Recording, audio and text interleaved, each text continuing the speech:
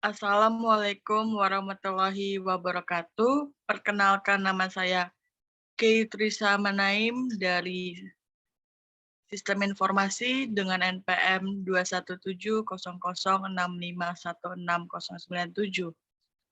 Video ini dibuat untuk penilaian ujian tengah semester pengembangan sistem informasi dengan dosen pengampu Bapak Novidian Natasha Eskom MMSI. Analisis sistem. Analisis sistem adalah tahapan penelitian terhadap sistem berjalan dan bertujuan untuk mengetahui segala permasalahan yang terjadi serta memudahkan dalam menjalankan tahap selanjutnya, yaitu tahap perancangan sistem. Karakteristik sistem. Karakteristik sistem adalah sistem yang mempunyai komponen-komponen, batas sistem, lingkungan sistem, penghubung, masukan, keluaran, pengolah, dan sasaran. Dari 8 karakteristik sistem tadi, yang pertama komponen. Komponen yaitu elemen-elemen yang lebih kecil yang kita sebut dengan subsistem. Misal subsistem ini, komputer terdiri dari subsistem perangkat keras, perangkat lunak, dan manusia. Kedua, ada boundary atau batasan sistem. Batas membatasi antara suatu sistem dengan sistem lainnya atau dengan lingkungan luarnya. Batasan sistem ini memungkinkan suatu sistem dipandang sebagai satu kesatuan. Ketiga, ada environment atau lingkungan luar sistem. Lingkungan dari sistem adalah apapun di luar batas dari sistem yang mempengaruhi operasi sistem. Lingkungan luar sistem bisa menguntungkan ataupun merugikan sistem tersebut. Lingkungan di luar yang menguntungkan merupakan energi dari sistem dan dengan demikian harus tetap dijaga dan dipelihara. Keempat, ada interface atau penghubung sistem. Penghubung merupakan media perantara antar subunit sistem. Melalui penghubung ini memungkinkan sumber-sumber daya mengalir dari satu subsistem ke subsistem lainnya. Output dari subsistem akan menjadi input untuk subsistem yang lainnya melalui penghubung. Kelima, ada input atau masukan. Masukan adalah energi yang dimasukkan ke dalam sistem. Masukan ini dapat berupa input atau sinyal input. Maintenance input adalah energi yang dimasukkan supaya sistem tersebut dapat beroperasi dengan baik. Sinyal input adalah energi yang diproses untuk didapatkan keluaran. Keenam, ada output atau keluaran. Keluaran adalah hasil dari energi yang sudah diolah dan diklasifikasikan menjadi keluaran yang berguna dan sisa pembuangan. Keluaran dapat merupakan masukan untuk subsistem yang lain atau suprasistem. Ketujuh, ada proses atau pengolahan sistem. Suatu sistem dapat mempunyai suatu bagian pengolah sistem itu sendiri sebagai pengolahnya. Pengolah yang akan merubah masukan menjadi keluaran. Suatu sistem produksi akan mengolah masukan berupa bahan baku dan bahan-bahan yang lain menjadi keluaran yang bisa menghasilkan barang jadi. Ke-8 atau yang terakhir, objective and goal, sasaran dan tujuan sistem. Suatu sistem pasti punya dong tujuan dan sasarannya. Kalau suatu sistem nggak punya tujuan dan sasarannya, maka operasi itu tidak akan ada gunanya. Karena sasaran dari sistem itu sangat menentukan sekali masukan yang dibutuhkan sistem dan keluarannya yang akan dihasilkan suatu sistem itu sendiri. Suatu sistem nggak akan pernah berhasil bila nggak ada goals atau pencapaian dan tujuannya. Kerangka informasi sistem. Seperti pada kerangka di layar, kita akan jelaskan satu-satu. Pemilik sistem atau sistem owner, sponsor, dan penyokong kepala sistem informasi. Kedua, pengguna sistem atau sistem user. Orang-orang yang menggunakan atau terimpak oleh sistem informasi dalam basis reguler. Secara geografis, pengguna sistem bisa saja termasuknya internal ataupun eksternal. Kalau desainer sistem atau sistem desainer, spesialis teknologi yang mengkonstruksi sistem informasi berdasarkan spesifikasi dari desain.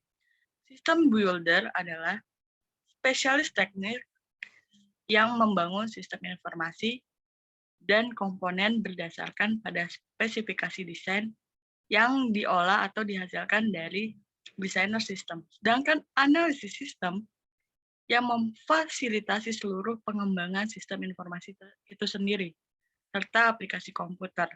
Mereka mengkoordinasi usaha-usaha kepada para pemilik, pengguna, desainer, dan pembangun.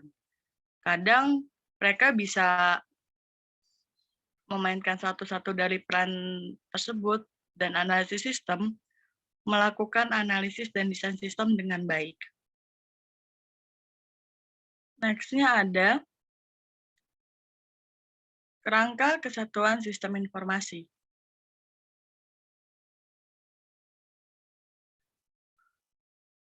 Pada kerangka di layar, PPT ini akan saya jelaskan satu-satu, dimulai dari organisasi dilayani oleh kesatuan sistem informasi yang mendukung berbagai macam fungsi bisnis. Fungsi bisnis sendiri memiliki sistem informasi ada dua. Yang pertama ada front office dan back office. Kalau front office mendukung fungsi-fungsi bisnis yang mencapai pelanggan mereka, sedangkan back office mendukung operasi-operasi bisnis internal dan berinteraksi langsung dengan pemasoknya.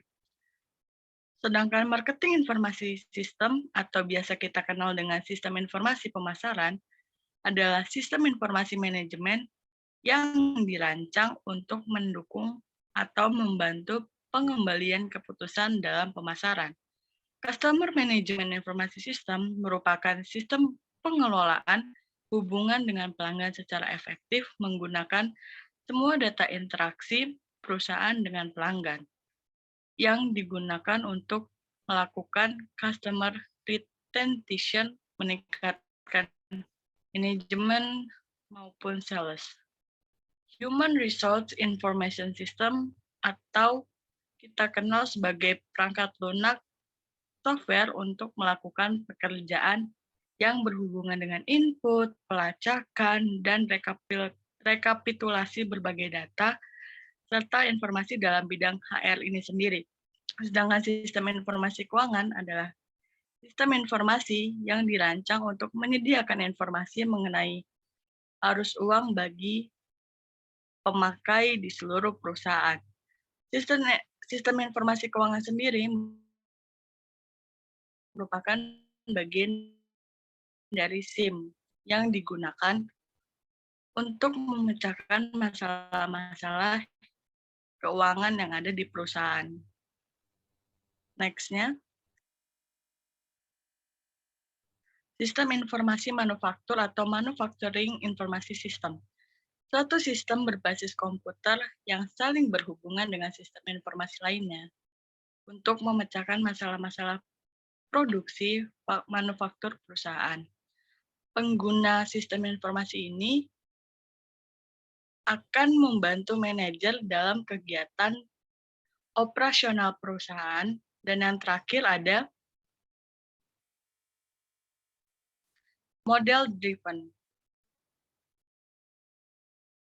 Model driven merupakan sebuah strategi pengembangan sistem yang menekankan pada pembuatan gambar-gambar, model-model sistem untuk membantu visualisasi dan analisis masalah, mendefinisikan persyaratan bisnis, dan mendesain sistem informasi.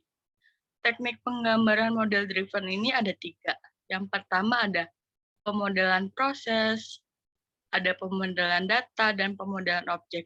Pemodelan proses sendiri adalah sebuah teknik yang berpusat pada sebuah proses digunakan untuk memodelkan persyaratan bisnis dan mendesain sistem perangkat lunak yang efektif. Contohnya, struktur chart atau DVD atau DFID, data flow diagram. Kedua, ada pemodelan data, sebuah teknik yang berpusat pada data yang digunakan untuk memodelkan persyaratan bisnis dan mendesain sistem database yang memenuhi persyaratan tersebut. Contohnya, pemodelan data IRD atau Entity Relationship Diagram. Dan yang terakhir, pemodelan objek, sebuah teknik yang mencoba menyatukan gambar atau menyatukan data dan proses ke dalam konsepsi tunggal yang kita sebutnya objek. Contohnya, aplikasi memiliki antarmuka berorientasi objek, desain sistem berorientasi objek seperti UML. Dan model driven ini ada keunggulan dan kelemahannya. Keunggulan yang pertama ada spesifikasi persyaratan cenderung lebih menyeluruh dan didokumentasikan dengan baik. Kedua, ada persyaratan bisnis dan desain sistem lebih mudah divalidasi dengan gambar dibandingkan dengan kata-kata, lebih mudah dicerna dengan baik oleh gambar. Dan yang ketiga, lebih mudah mengidentifikasi, mengkonseptualkan, dan menganalisis solusi teknik alternatif. Dan yang terakhir, kelemahannya ada. Dibutuhkan banyak waktu untuk mengumpulkan fakta berdasarkan fakta, menggambar model, dan memvalidasi model tersebut. Kedua, gambar bukanlah perangkat lunak. Kebanyakan pengguna tidak tertarik dengan gambar. Mereka menginginkan perangkat lunak yang bekerja. Dan yang terakhir, sebagian orang menganggap tidak fleksibel karena para pengguna menentukan semua persyaratan sebelum didesain. Desain harus sepenuhnya didokumentasi spesifikasi teknik sebelum dikonstruksi dan seterusnya pada bagian-bagian itu. Sekian PPT dari saya dan penjelasan dari saya. Mohon maaf bila ada kesalahan, Pak. Terima kasih. Assalamualaikum warahmatullahi wabarakatuh.